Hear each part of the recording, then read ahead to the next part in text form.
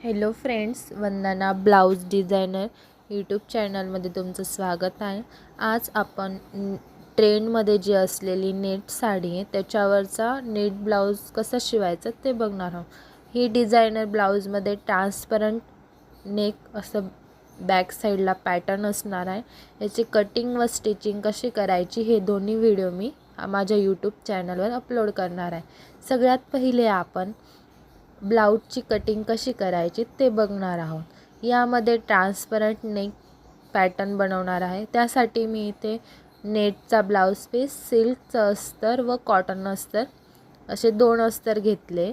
आता सगळ्यात पहिले आपल्याला कॉटन अस्तरवर ब्लाऊजची कटिंग करून घ्यायची आहे। याच्यात आपल्याला जे आपलं ओरिजिनल मेजरमेंट आहे ते आपल्याला कॉटनच्या ब्लाऊज पीसवर टाकून घ्यायचं आहे। आता मी इथे सरळ लाईन ड्रॉ करून अस्तरला एका सरळ रेषेत कापून घेत आहे।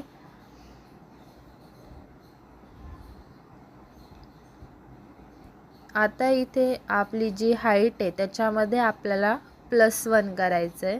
14 असेल तर 15, 15 असेल तर 16। आता इथे माझी टोटल हाईट ही 14.5 इंच आहे, तर त्याच्यात +1 एक करून मी 15.5 इंचावर ड्रॉ करून घेणार आहे। 15.5 इंचावर ड्रॉ करायचं आहे। त्याच्यानंतर शोल्डर साईडने देखील आपल्याला 15.5 इंचावर मार्किंग करून घ्यायची। आता या दोन्ही मार्किंगला स्केलने मी अटॅच करून घेत आहे, स्केलने ड्रॉ करून घेत आहे। आता ड्रॉ केल्यानंतर नेक विड्थ इथे माझी 2.50 म्हणजे 2.5 इंच आहे। रेडी शोल्डर देखील माझं 2.5 इंच आहे, म्हणून मी इथे टोटल शोल्डर 5.5 इंच घेत आहे। आर्म होल मी इथे 6 इंच घेत आहे। इथे आपल्याला लाईन ड्रॉ करून घ्यायची आहे। परत शोल्डरची जी मार्किंग आहे ती आपल्याला इथे टाकायची आहे। आता हे दोघं क्रॉसला आपल्याला सरळ लाईन आखून घ्यायची आहे आणि इथे आपल्याला थोडं नॉर्मली क्रॉस लाईन ड्रॉ करायची, ज्याच्यामुळे आर्म होलमध्ये चुण्या येणार नाही। आता इथे मी 9.5 आपलं टोटल मेजरमेंट, त्याच्यात +2 इंच, वेस्ट आपली 31 आहे तर 8.25 + 2.5 इंच आपल्याला करायचं आहे आणि हे दोघं मार्किंग ड्रॉ करून घ्यायचे आहे। आर्म होलमध्ये तुम्ही 1.25 प्रिन्सेस कटसाठी मेजरमेंट घेऊन आर्म होल ड्रॉ करू शकता। तर इथे मी 1.25 मार्किंग करून आर्म होल ड्रॉ करून घेतला आहे। आर्म होलला राऊंड शेप द्यायचा आहे आपल्याला। आर्म होल ड्रॉ करून घेतल्यानंतर आता इथे बॅक नेकसाठी मी 12.50 12.5 इंचावर मार्किंग करून घेत आहे। ही आपली ट्रान्सपरंट नेकची मार्किंग आहे आणि खाली आपल्याला घ्यायचं आहे 3 इंच। 3 इंचावर मी ते मार्किंग करून घेते। आता आपल्याला स्क्वेअर एक बॉक्स ड्रॉ करून घ्यायचा आहे, म्हणजे ज्याच्यामध्ये आपण आपल्या बॅक नेकला शेप देणार आहोत। आता इथे असं बॉक्स ड्रॉ करून घेतल्यानंतर इथे मी आता जो आपला बाहेरच्या साईडला आपल्याला ट्रान्सपरंट नेक टाकायचा तो 1.25 म्हणजे 1.25 इंचावर आपल्याला असे मार्किंग करून घ्यायची आहे बॉक्सच्या बाहेर। आता ही मार्किंग झाल्यानंतर याच्यावर आपल्याला जो आपण शेप देणार आहोत तो ड्रॉ करून घ्यायचा आहे।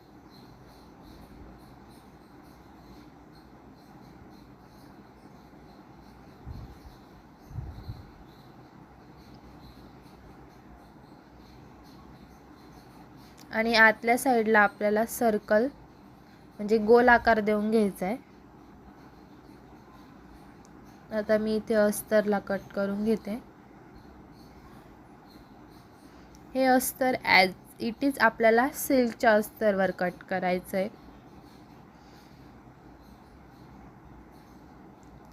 आता मी इथे हा बॅक पार्ट म्हणजे मागचा साईडचा पार्ट कट करून घेतला आहे। आता फ्रंट पार्टसाठी आपल्याला जो आपला बॅक साईडचा पार्ट आहे तोच ॲज इट इज ठेवायचा आहे आणि त्यानुसार जे मेजरमेंट आहे ते टाकून घ्यायचं आहे. जसं आहे तसंच ड्रॉ करून घ्यायचं आहे.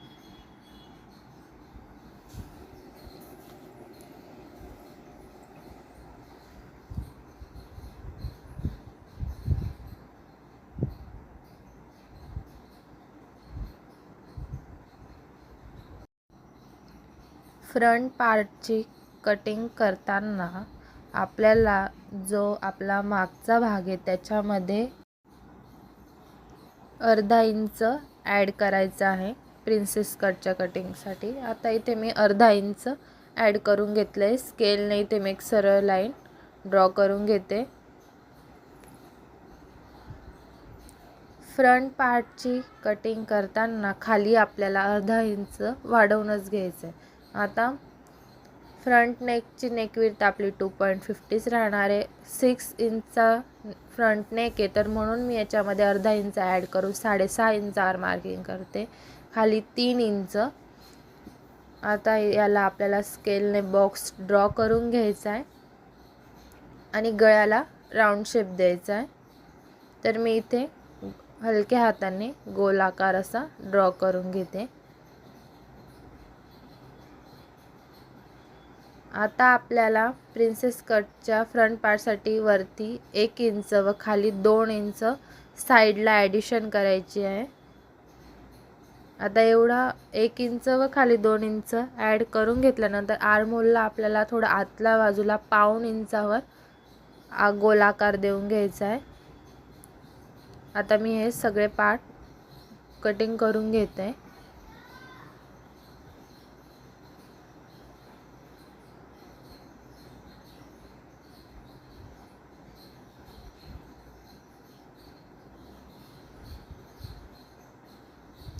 फ्रंट नेक पण आपल्याला लगेच कट करून घ्यायचा आहे.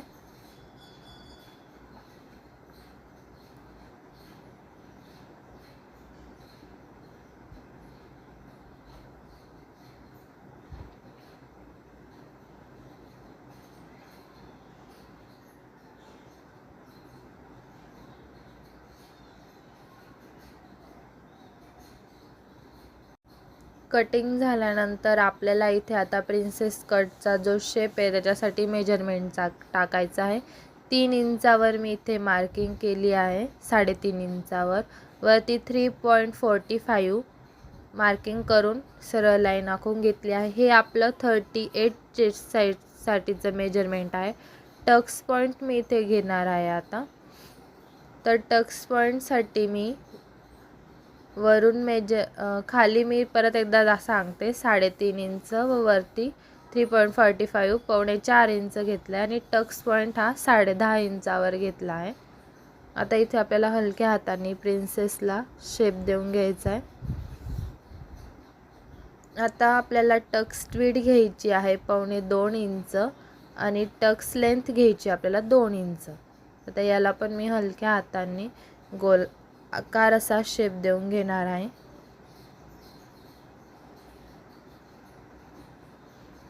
आता आपल्याला इथे 1/2 इंचावर थोडं तिरकस कट करून घ्यायचं आहे, ज्यामुळे आपला आर्महोलमध्ये मेजरमेंट करेक्ट येणार. आता मी इथे प्रिन्सेस कट करून घेते.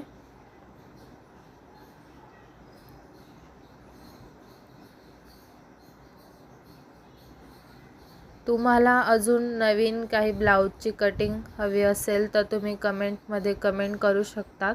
डिझायनर ब्लाऊजचे पॅटर्न, स्टिचिंग व कटिंग हे दोन्ही व्हिडिओ मी अपलोड करेल. मला तुम्ही कमेंटमध्ये कमेंट करत जा, ज्याच्यामुळे आपल्या चॅनलवर नवीन व्हिडिओ अजून अपलोड होत राहतील.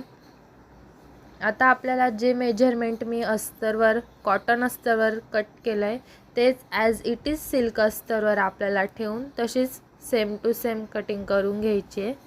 आता मी इथे सिल्क अस्तरवर जे आपण कॉटन अस्तर कापलं होतं ते ठेवून घेते. तुम्ही वाटलेस तर याला पिना पण अटॅच करू शकता, ज्यामुळे आपला कापड हलणार नाही, प्रॉपर स्टिच होईल.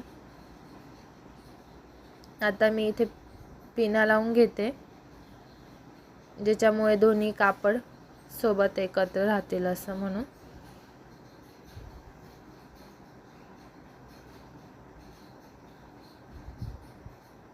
यानंतर आपल्याला आता आपण कटिंग करू शकतो। आता मी इथे सिल्क अस्तर कटिंग करून घेत आहे।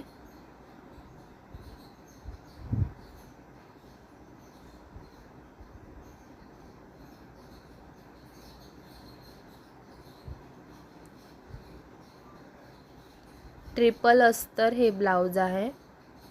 याच्यामध्ये नेट, सिल्क अस्तर व कॉटन अस्तर असे 3 लेयर येणार आहे। याच्या स्टिचिंगचा व्हिडिओ देखील मी आपल्या चॅनलवर अपलोड करणार आहे। आता इथे मी सिल्क अस्तर कट करून घेतले। आपल्याला आता सगळे पार्ट सिल्कच्या अस्तरवर कट करून घ्यायचे आहे। आता मी इथे त्याची कटिंग करून घेत आहे।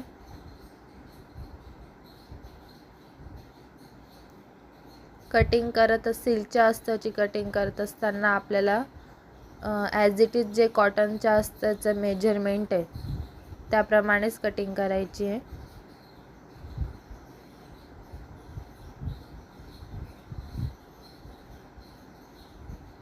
याला मी इथे पिना लावून घेते, ज्याच्यामुळे अस्तर व सिल्क अस्तर दोघं सरकणार नाही।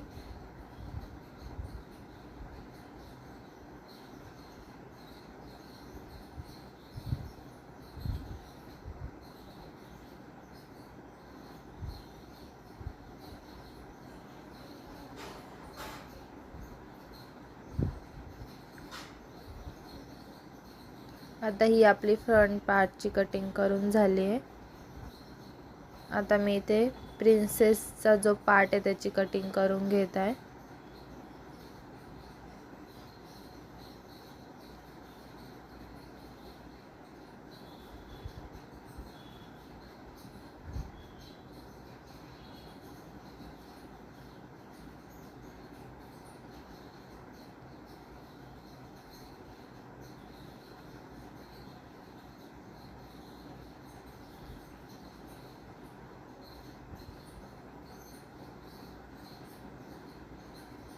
आता आपली फ्रंट पार्टची कटिंग पूर्ण झालेली आहे।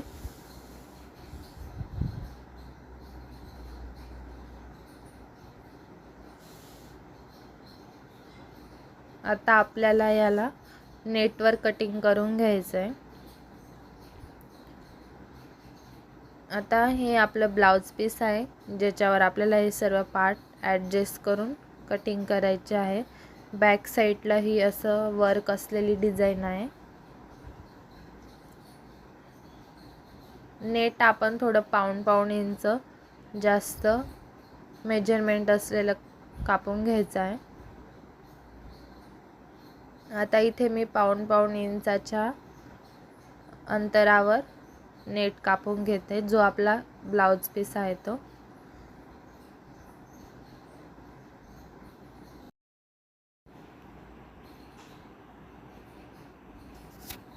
आता इथे नेटवर आपला बॅक पार्ट कटिंग करून झालेली आहे। आता इथे आपल्याला प्रिन्सेसचा फ्रंट पार्टची कटिंग करून घ्यायची आहे। तर आता इथे मी आपला जो नेकचा पार्ट आहे त्याची मी कटिंग करून घेत आहे। असं व्यवस्थित आपल्याला अटॅच करून घ्यायचं आहे पिन सोबत, जेणेकरून आपली नेटचा जो कपडा आहे तो हलणार नाही। म्हणजे आपल्याला स्टिचिंगच्या वेळेस काही प्रॉब्लेम यायला नको किंवा कपडा कमी पडायला नको। सरकला तर आपल्याला थोडाफार कपडा कमी पडू शकतो। मग स्टिचिंगच्या वेळेस आपल्याला हे प्रॉब्लेम येतात। म्हणून पिनांचा जर वापर आपण केला तर आपली कटिंग प्रॉपरली होते, त्याच्यामुळे स्टिचिंग पण प्रॉपरली होते। आपल्याला जास्त वेळ लागत नाही स्टिचिंगच्या वेळेस। आता इथे मी प्रिन्सेसचा जो पार्ट आहे फ्रंट पार्ट तो कटिंग करून घेत आहे। आता इथे आपले सर्व ब्लाउज पीसची कटिंग झालेली आहे। आता नेक्स्ट व्हिडिओमध्ये मी ह्या ब्लाउजचा स्टिचिंग व्हिडिओ अपलोड करणार आहे।